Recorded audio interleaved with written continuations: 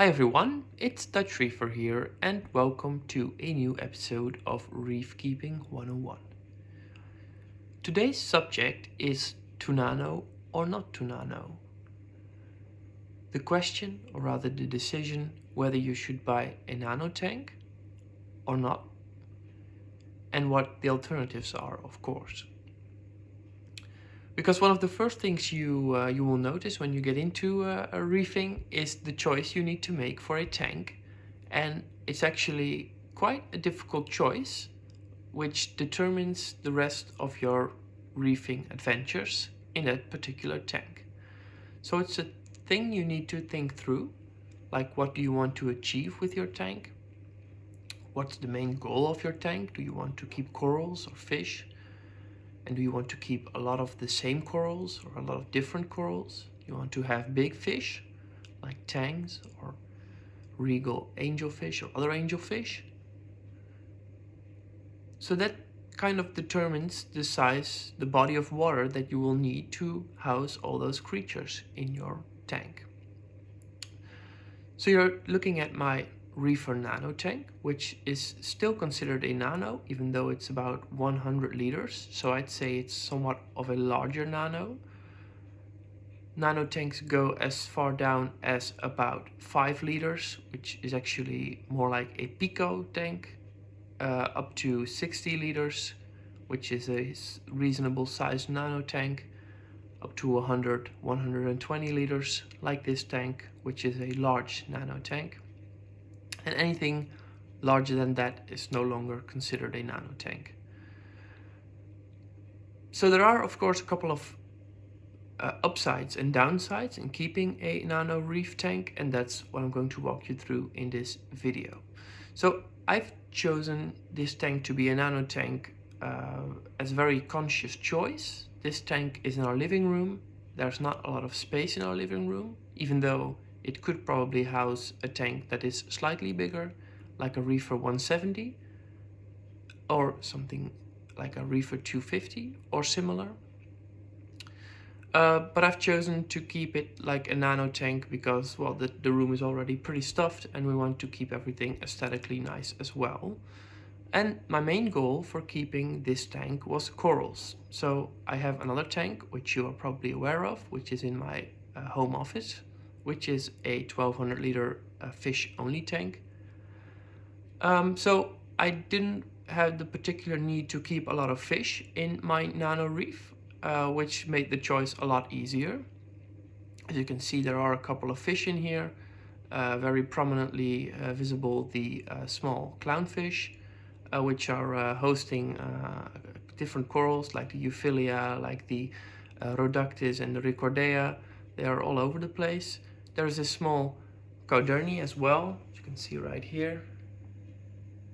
Hello there, nobody. And there are some other creatures like snails, a porcelain crab, which is right here, and a cleaner shrimp, which is all over the place, but currently aimed somewhere near the back of the tank. So there's only a couple of inhabitants in this tank, which makes it pretty easy to maintain this tank, because the more fish or other creatures that you keep inside a nano reef, the easier or the faster it will get dirty. So the water will get dirty. You need to do more water changes or provide more filtration, either mechanical or chemical filtration. So there's a couple of solutions as well, but in general, if you're keeping a nano reef, try to limit the tank inhabitants as much as possible in order for your reef to thrive. That is, of course, assuming that you want to keep corals as well, since if you have a fish-only nano reef, then you're somewhat more flexible with the amount of fish. But the size of the fish is the next limiting factor. It's very tempting to put a tang in your reef tank, even if you have a small reef tank. So, for example, sometimes you see smaller tangs in nano reefs. I'm not a big proponent of those, although each to each their own, so everybody should make their own decisions on what to do. but I think animal welfare is important as well. So I really dislike seeing tanks in small tanks under 100 liters or even under 200 liters. It's a bit of a questionable subject. What's too much fish for a small tank? But that's I think something every person can decide for themselves. So let's not dive deeper into that subject. So another limiting factor is the amount and the type of corals that you can keep in a nano reef. As you can see, this tank is pretty stocked with corals, but on the other hand, it's also reaching its max capacity wise. I could add some more, but then they would start touching each other or getting too close to each other, which might result in corals attacking each other. I've had that happen before. Maybe you've seen one of my previous videos where I explained how this Euphyllia was cut in half. As you can see on the right, there's the skeleton, which is already turning a bit brown since it's happened already like 4 weeks ago. This, by the way, beautiful Acanthostrea echinata started stinging this Euphyllia from about here. So it reached out for a couple of centimeters and then attacked the Euphyllia, which is a very possible thing if you have a smaller tank. So the closer you have your corals together, the more likely it is that they will start attacking each other. And it's actually a bit of practice and a trial and error, I might say, in which corals go well together and which won't. There are a couple of corals out there which are known to be very aggressive. For example, Galaxea is one of those examples. But yeah, most corals don't like being very close together unless they're of the same species. Like for example, Ricordea or Rhodactis. You can place them really close together, as you can see here. They are the same corals of a different coral of the same species or a subspecies of each other, and they tend to go well together. And as you can see, sometimes it's a bit of trial and error. These Discosoma go pretty well with the Zoanthus here. And, sorry, that was a dog. And yeah, most of the time you can already see if a coral is not going to like getting into contact with another coral. So it's, as you can see right here, these two should probably be moved apart a bit further. I don't see them attacking each other, but then again, you don't want to take the risk that, for example, this elegance coral will start attacking this leather coral, soft coral, because that would be a shame, since I really like both of them and would hate for one of those two to die. Same goes, for example, for this Acanthostrea echinata as well. It's the same coral as the one on the other side, only this one is a different color. It might just attack this Turbinaria, which is right here, and it could do that overnight and destroy it in just a matter of hours. By the way, the coral that you see here, it's actually recovering. It's a cabbage coral, or yeah, it's recovering from being picked at in the big tank, so it's not being attacked. It's just covered in algae, and it will recover in due time. I've seen this happen before, so I'm fairly confident that it will recover. But enough about corals and fish. There's a couple of other practical things that you need to take into account when you're considering a nano tank. The biggest decision when buying a nano tank is whether it has a sump or not. A lot of nano tanks do not have a sump, which means that you need to stock all of your equipment in the back of the tank, which is usually stretches across the whole back side of the tank, where you can put your equipment like your pumps, your skimmer, which is usually then a hang-on skimmer or something similar. So you need to do everything in a very small confined space. Luckily this Reefer does have a sump, so there's the overflow box. This gives you a little bit more flexibility in the equipment that you have in your tank. For example, having a full-size skimmer, that you can see right here, which I consider to be an important part of keeping a reef tank. So I'm always pro skimmer. And you can add some other filtration methods as well, like for example this filter cup, which has some white filter floss inside, having 2 of these Maxspect bio blocks, which house a host of beneficial bacteria, but also putting in the thermostat and the return pump. Of course, you don't need a return pump if you don't have a sump, but I feel that having this small sump, even though it's very limited in size, gives you a lot of flexibility when you're treating your tank, or if you want to try something. It's very easy to just do it in the sump. No one will look at it, but you'll know it's there. Of course, having an auto top-off unit is a very nice addition as well. Most tanks with sump feature one of these ATOs, auto top-off units or auto top-off areas, which is a very nice thing. Only, of course, you need to refill those. So the smaller the tank, the more often you need to refill it.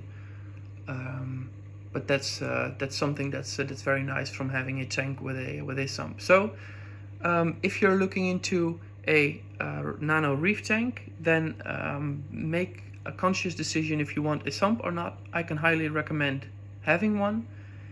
Of course, this will add a little bit more noise to your Nano reef, since the return pump is one of the noisiest pumps in the entire Nano tank.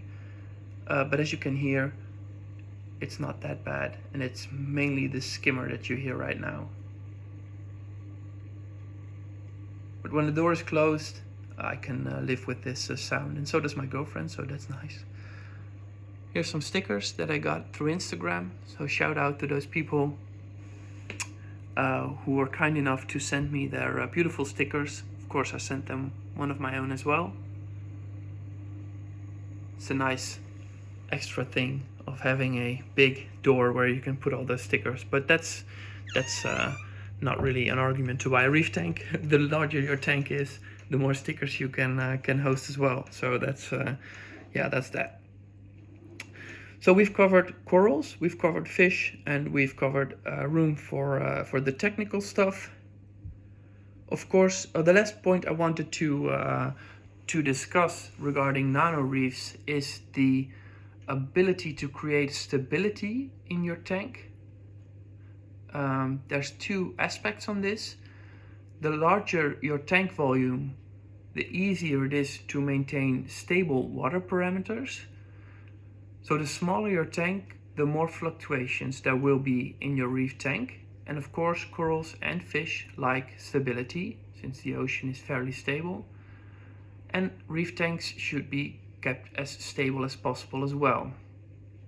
Well, the smaller your tank is, so the less water volume, the more effect a sudden change will have on the water quality. So that's something to consider. Smaller tanks are considered harder, larger tanks are considered somewhat more easy. So if you're a beginning reefer, you don't know exactly what you're doing, it would be a more safe bet to go with a larger tank. On the other hand, if you want to fix stuff, that's the second aspect of the size of the tank.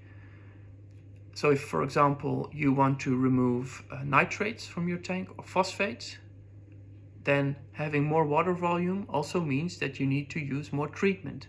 So for example, if you're adding bacteria and you have a 100-liter tank, and next to that you have a 1,000-liter tank, then the 1,000-liter tank will require 10 times as much dosing or adding of bacteria than the 100-liter tank does.